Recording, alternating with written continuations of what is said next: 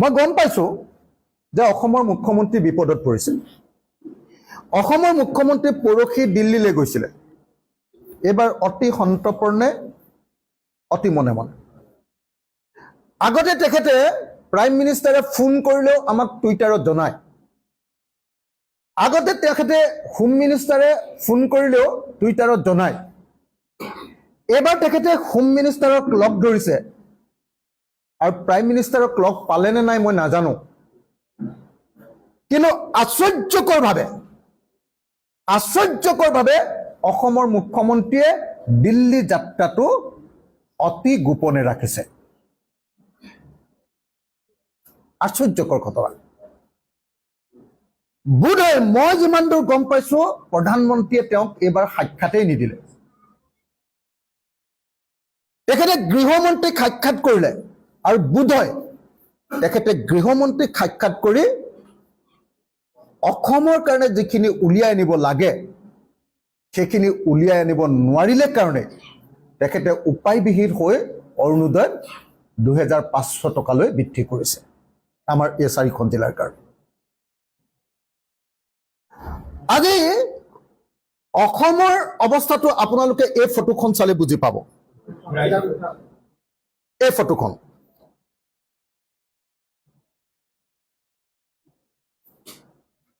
Prime মিনিষ্টাৰে কেইঘণ্টামানৰ আগত, ভাৰতবৰ্ষৰ প্ৰধানমন্ত্ৰীয়ে কেইঘণ্টামানৰ আগত এই ফটোখন পোষ্ট কৰিছে ফেচবুকত। মই ফেচবুকৰ পৰা উলিয়াই আনি এই ফটোখন আপোনালোকক দিছো। অসমৰ আটাইবিলাক সাংসদ, আমাৰ ৰাজ্যিক বিজেপিৰ সভাপতি আৰু মাজে মাজে লোকসভাৰ অধ্যক্ষ পদতো মাজে মাজে অকণমান খালী সময়খিনিত বহিবলৈ সুযোগ পোৱা দিলীপ শইকীয়া ডাঙৰীয়া, তথাকথিত মন্ত্ৰী পবিত্ৰ মাৰ্ঘেৰিটা, মানে ফাইল চুবলৈ নোপোৱা মন্ত্ৰী, আমাৰ ইয়াত ডাঙৰ মন্ত্ৰী বুলি ভাবে, পবিত্ৰ মাৰ্ঘেৰিটা আৰু আটাইকেইজন এমপি। আপোনালোকে চাওক, চবে গৈ প্ৰধানমন্ত্ৰীক সাক্ষাৎ কৰিছে, গামোচা পিন্ধাইছে আৰু চাগে অসমৰ বানপানী সমস্যাৰ কথা বিৱৰি কৈছে। মই বিৱৰি বুলি এইকাৰণে কৈছো যে প্ৰধানমন্ত্ৰীয়ে বানপানী সমস্যাৰ কথা কোৱা বুলি কৈছে। বিৱৰি কৈছে বুলি মই এইকাৰণে কৈছো যে কেইমিনিট সময় দিছেতো মই নাজানো, কিন্তু নিশ্চয় এই সময়ত গোটেইখিনিয়ে গৈছে যেতিয়া নিশ্চয় বিৱৰি কৈছে। অৰ্থাৎ অসমৰ সকলো সাংসদে প্ৰধানমন্ত্ৰীক সাক্ষাৎ কৰিছে। মুখ্যমন্ত্ৰী সাক্ষাৎ কৰিবলৈ গৈছিলে তালৈকে মই জানো। তেখেতে গৃহমন্ত্ৰীক সাক্ষাৎ পালে মই সেইটোও জানো।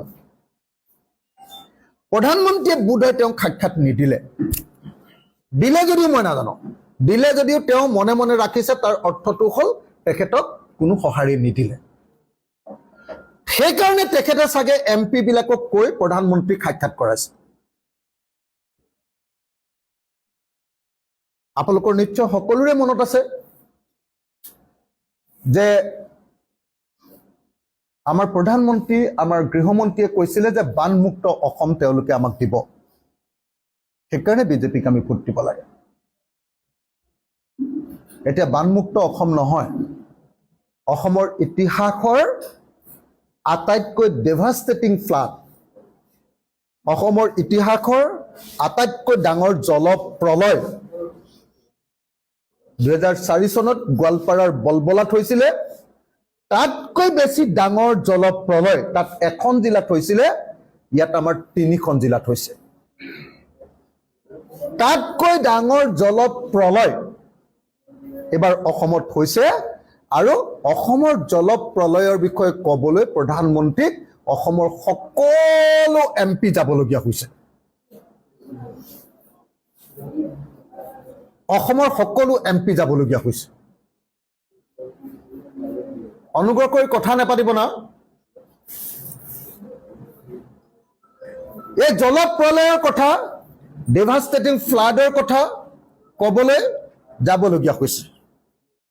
উৰিষ্যাত যদি এই ফ্লাড হ'লহেঁতেন বা ঘূৰ্ণী বতাহ আহিলেহেঁতেন, এতিয়ালৈকে আমি তাক নেশ্যনেল কেলামিটি বুলি ডিক্লেয়াৰ কৰা গম পালোহেঁতেন। বিহাৰত যদি এনেকুৱা ধৰণৰ ঘটনা ঘটিলেহেঁতেন, এতিয়ালৈকে এইটো নেশ্যনেল কেলামিটি বা ৰাষ্ট্ৰীয় দুৰ্যোগ বুলি ঘোষণা কৰি বিশেষ সিচুৱেশ্যন বুলি ঘোষণা কৰিলেহেঁতেন। কেৰালাত যেতিয়া সাগৰৰ পানী উঠে বা বম্বেত যেতিয়া সাগৰৰ পানী উঠে এনেকুৱা পৰিস্থিতি হয়, তেতিয়া লগে লগে সেইটোক নেশ্যনেল কেলামিটি অৰ্থাৎ ৰাষ্ট্ৰীয় দুৰ্যোগ বা ৰাষ্ট্ৰীয় ডিজাষ্টাৰ, নেশ্যনেল ডিজাষ্টাৰ বুলি লগে লগে ডিক্লেয়াৰ কৰে। আশ্চৰ্যকৰ কথা, অসমৰ ক্ষেত্ৰত যি অষ্টলক্ষ্মীৰ কথা কয়, যি অসমৰ গামোচা পিন্ধি প্ৰধানমন্ত্ৰীয়ে মাজে মাজে ভাওনা কৰে, সেই প্ৰধানমন্ত্ৰীক এতিয়া অসমৰ সব সাংসদে সাক্ষাৎ কৰিছে। অসমৰ মুখ্যমন্ত্ৰী সাক্ষাৎ কৰিবলৈ গৈছে, ইয়াত বানপীড়িতৰ লগত নেথাকি তেওঁক লগ পাবলৈ গৈছে। হয় তেওঁ লগ দিয়া নাই, লগ দিয়াৰ পাছতো হয়তো সঁহাৰি দিয়া নাই, যাৰ কাৰণত এতিয়া অসমৰ মুখ্যমন্ত্ৰীয়ে অৰুণোদয় আঁচনিৰ ধন 1250 টকাৰ পৰা 2500 টকা কৰাৰ বাহিৰে আৰু একো কথা ক'বলৈ সক্ষম হোৱা নাই। আশ্চৰ্যকৰ ঘটনা। বানপীড়িত মানুহে যেতিয়া মৃত্যুবৰণ কৰে তেতিয়া আমাৰ NDRF বা SDRFৰ 4 লাখ টকাৰ উপৰিও প্ৰধানমন্ত্ৰীয়ে লগে লগে আৰু 10 লাখ টকা এক্সট্ৰাকে দিছো বুলি কয়। আমাৰ মুখ্যমন্ত্ৰীয়ে আমাৰ ৰাইজে ডনেশ্যন দিয়া যিটো CM ৰিলিফ ফাণ্ড, ৰাইজে ডনেশ্যন দিয়া CM ৰিলিফ ফাণ্ডৰ পৰা 5 লাখকে দিম বুলি কালি ক'বলগীয়া হৈছে। কথাটো আপোনালোকে ধৰিব পাৰিছেনে বাৰু? কথাটো আপোনালোকে নিশ্চয় মোৰ কথাটো উপলব্ধি কৰিব পাৰিছে। ভাৰতবৰ্ষৰ য'তেই ডিজাষ্টাৰ হয় তাত নিয়মে হ'ল 4 লাখ টকা এটা চৰকাৰৰ পৰা মানুহ এজন মৰিলে দিয়ে। তদুপৰি লগে লগে প্ৰধানমন্ত্ৰীৰ কাৰ্যালয় বা ভাৰত চৰকাৰে কি কৰে, এডিশ্যনেল 10 লাখ টকা বা 20 লাখ টকা এটা এটা পৰিয়ালক দিয়াৰ কথা ঘোষণা কৰে। আমাৰ মুখ্যমন্ত্ৰীয়ে প্ৰধানমন্ত্ৰীক সাক্ষাৎ কৰি বা সাক্ষাৎ কৰিব নোৱাৰি, গৃহমন্ত্ৰীক সাক্ষাৎ কৰি আৰু এই গোটেইবিলাকে গামোচা পিন্ধাই, গোটেই MP গালে গৈ গামোচা পিন্ধায়ো মৃত পৰিয়ালবিলাকৰ কাৰণে 1 লাখ টকা এটা প্ৰধানমন্ত্ৰীৰ পৰা আনিব নোৱাৰিলে। 1 লাখ টকা এটা আনিব পৰা নাই। এইটো হ'ল আজিৰ দিনটোত কেন্দ্ৰৰ অসমৰ প্ৰতি প্ৰকৃত দৃষ্টিভংগী। আপোনালোকে নিজে কওক যে নিজৰ MP বিলাকে গৈ সাক্ষাৎ কৰাৰ পাছতো যদি অসমৰ মুখ্যমন্ত্ৰীয়ে CM ৰিলিফ ফাণ্ড অৰ্থাৎ ৰাইজৰ ডনেশ্যনেৰে তোলা পইচাকেইটাৰ পৰাহে আৰু 5 লাখ টকাকে দিম বুলি ক'বলগীয়া হয়, প্ৰধানমন্ত্ৰীয়ে যদি এটাও টকা ঘোষণা নকৰে, তাৰ পাছত আমাৰ মুখ্যমন্ত্ৰীৰ কিবা ইজ্জত দিল্লীত ৰলনে? আমাৰ মুখ্যমন্ত্ৰীৰ কিবা সন্মান, অসমখনৰ কিবা সন্মান দিল্লীত ৰলনে?